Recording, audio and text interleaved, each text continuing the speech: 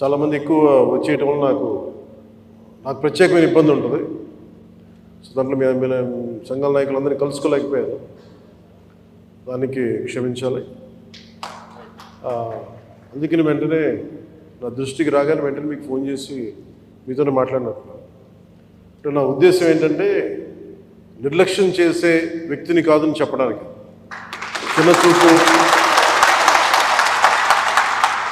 చిన్న చూపు చూసే వ్యక్తిని కాదు.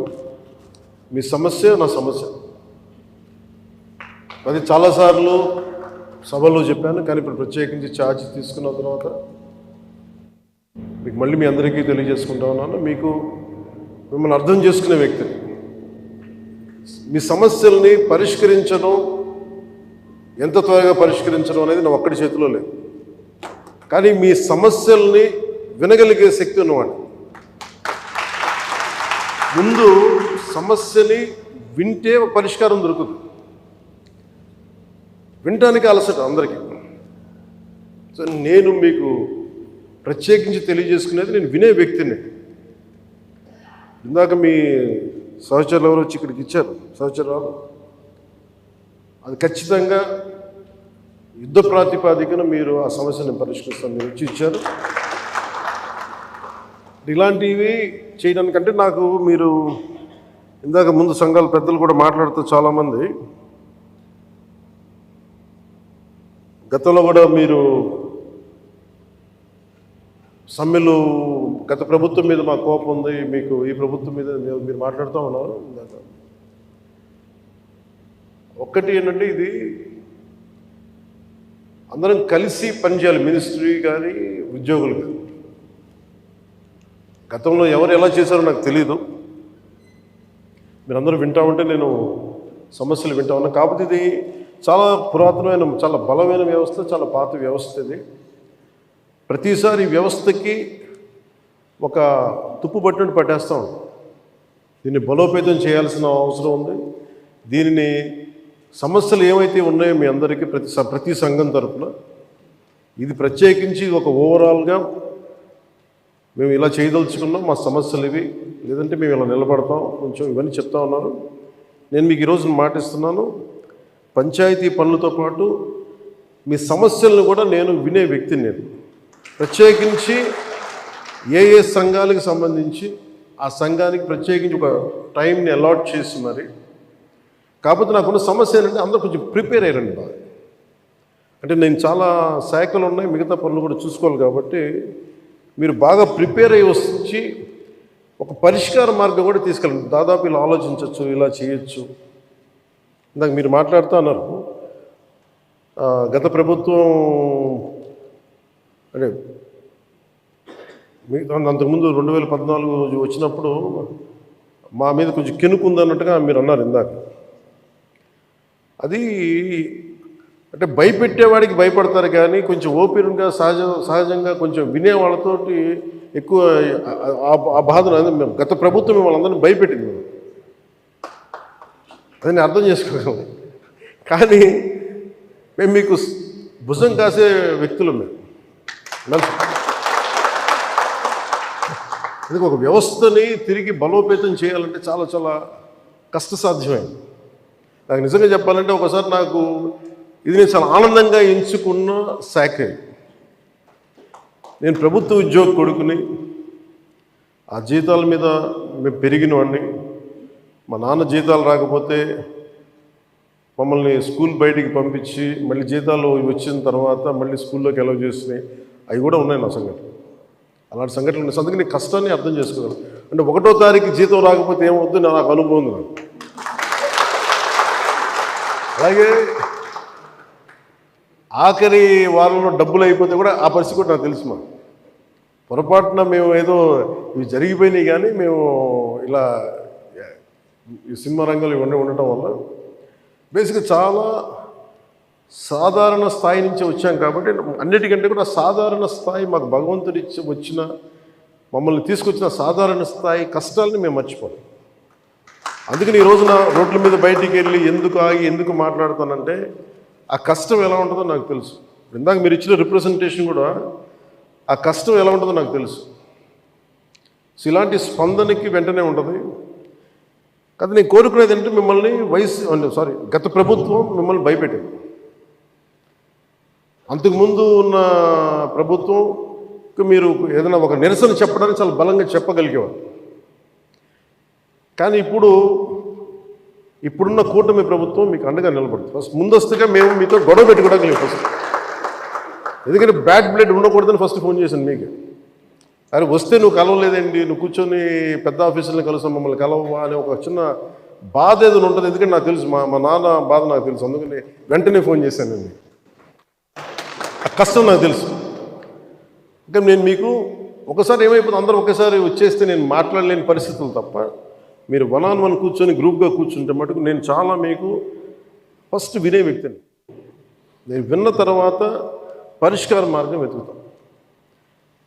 మీకు గత 10 రోజుల్లో గత ఛార్జ్ తీసుకున్నప్పటి నుంచి నేను రివ్యూలు చేస్తూ ఉంటే ఉన్న పరిస్థితి, మీరు ఉద్యోగాలు లేవు, లేదంటే మనకి పర్మనెంట్ చేయలేదు, లేదంటే కూర్చొని గ్రేడేషన్ మార్చాలి, లేదంటే 2003 మాకున్న ఓల్డ్ పెన్షన్ స్కీమ్ అప్లై చేయాలి, రకరకాల అనేక సమస్యలు ఉన్నాయి. వీటన్నిటినీ చాలా క్షుణ్ణంగా మీ దగ్గరతో వింటారు. కాబట్టి వీటన్నిటికీ మించి మూలం ఆర్థిక మూలం. రాష్ట్ర విభజన జరిగినప్పటి నుంచి ఈరోజు దాకా ఆంధ్రప్రదేశ్ ఇంకా ఉణుకుతూనే ఉంది, ఆర్థికంగా నిలదొక్కుకోలేదు. మేము కూడా ఓటు చీలకూడదు, అందరూ కలిసి రావాలి. ఎందుకన్నామంటే అసలు ఆంధ్రప్రదేశ్కి ఒక బలమైన రాజకీయ వ్యవస్థ ఉంటేనే కింద ఉన్న మనకి పనిచేస్తున్న ఉద్యోగులందరికీ కూడా ఒక భద్రత ఉంది. ఇందాక మాట్లాడుతూ ఉంటే కూడా ఐఏఎస్ అధికారులతో వాళ్ళకి కూడా డిఏలు ఇవ్వలేని పరిస్థితి ప్రభుత్వం. ఒక 90,000 రూపాయలు వాళ్ళకి రావాల్సింది 4% ఇంక్రీజ్ వచ్చింది. మాకు అన్ని బకాయిలు తీసుకుంటే 90,000 ఇవ్వాలి, వదిలేశారు. ఇంకా రావని చెప్పి వదిలేసాను. ఐఏఎస్ అధికారులు చెప్తా ఉన్నాను. అంటే ప్రైవేట్ వీళ్ళందరూ ప్రాఫిట్ పొందుతూ ఉన్నారు. డబ్బు ఉంది, కానీ డబ్బుని వ్యక్తులు సొంతం చేసుకున్నారు. రాజకీయాల్లో కూర్చొని గత ప్రభుత్వం స్థాయి దాన్ని పెంచేసింది. అది మేము కరెక్ట్ చేయాలి. అందుకని మేము చాలా నిబద్ధతతోటి నిక్కచ్చిగా ఉండే వ్యక్తులు మేము కట్టుబడి ఉన్నాం. సో మీకు మేము మాట ఇచ్చేది కూడా ముందస్తుగా అసలు ఫస్ట్ ఆర్థిక పరంగా అసలు ఎలా ఉంది రాష్ట్రం, శ్వేతపత్రాలు రిలీజ్ చేయబోతుంది. ఆర్థిక పరంగా ఎంత బలం, ఏ పరిస్థితిలో ఉంది, ప్రతి డిపార్ట్మెంట్లో ఎంత డబ్బు ఉంది, ఏ డబ్బులు ఉన్నాయి, అసలు ఏమైపోయినట్టు. ఉదాహరణకి పొద్దున్న ఏదో రివ్యూ చేస్తూ ఉంటే నారాయణ గారితో మాట్లాడుతూ ఉంటే అంటే ఏ పరిస్థితిలో ఉన్నాయి చెప్తాను. ముఖ్యంగా మన పిఆర్కి, మన పంచాయతీరాజ్ సంబంధించి 15th ఫైనాన్స్ కమిషన్ అసలు డబ్బు లేదు, మ్యాచింగ్ గ్రాంట్ ఇవ్వలేదు. దాదాపు కొన్ని 1,000 కోట్లు రావాల్సింది రాలేదు. ఇప్పటికి ఈరోజు కూడా కూర్చోబెట్టి దాదాపు 1,800 కోట్లు అనుకుంటున్నా, 1,580 కోట్లు, క్లోజ్ టు 1,600 crores రావాలి. సో 15th ఫైనాన్స్ కమిషన్ డబ్బులు వదిలేసుకున్నాం. జల్ జీవన్ మిషన్ లాంటిది గోల్డెన్ నిధులు ఉన్నాయి. సో ఏ పథకం, కేంద్ర పథకాలకి ఇవన్నీ చూస్తుంటే కేవలం మ్యాచింగ్ గ్రాంట్ ఇవ్వలేకపోవడం. నేను అధికారులు పొద్దు నుంచి గత రోజుల నుంచి నేను అడుగుతా ఉంటే ఒకటే అడుగుతున్నాను, ఏమైనాయంటే మీ బాధ్యత కదా, మీరు ఎందుకు లేరు ఇట్లా అని అడిగారు. సమస్య ఏమైంది, సరైన నాయకత్వాన్ని ప్రజలు ఎన్నుకోలేనప్పుడు ఇష్టారాజ్యంగా ప్రవర్తించారు. దానికి పర్యావసానమే మనం అనుభవిస్తుంది ఈరోజు. నేను మీకు ఒక రెవల్యూషనరీ విప్లవాత్మకమైన మార్పులు తీసుకురావాలి ఆంధ్రప్రదేశ్ విధి విధానాల్లో కానీ ప్రభుత్వ విధానాల్లో కానీ.